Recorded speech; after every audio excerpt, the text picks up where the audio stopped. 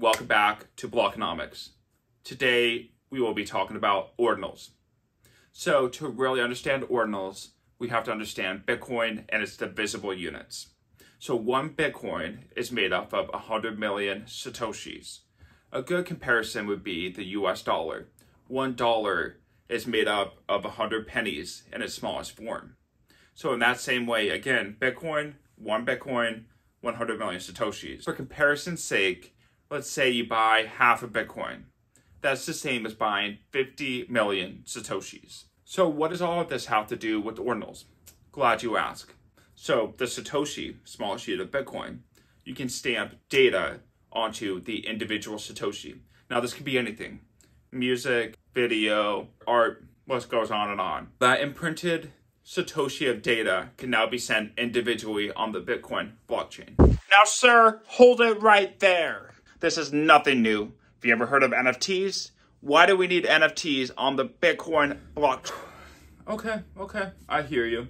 And he's not wrong. Ordinals, boiled down, are essentially NFTs on Bitcoin.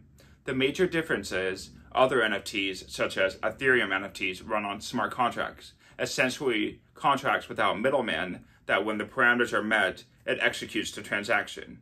Ordinals, on the other hand, do not run on smart contracts. The major difference with ordinals is that it's always on chain.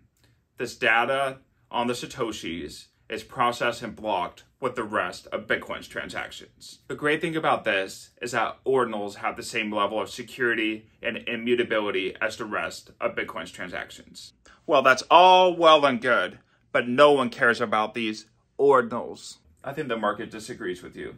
That's right. Ordinals has passed 4.8 million inscriptions. How's that for popularity? Well, popularity isn't everything. I'm not popular, but I'm still cool. Bitcoin maxis for life. And besides, ordinals are running up Bitcoin transaction fees, and no one wants that. Okay, I don't disagree, and I take your point. I see what you're saying. I will say that increased fees incentivizes more miners to mine, which in turn secures the Bitcoin network even more. And security is not such a bad price to pay, is it? Off. Okay then. In any case, as far as my personal opinion on ordinals, I think anything that brings people into the space and helps them play around and learn about Bitcoin is good for the space long term. That's our video for today. Until next time.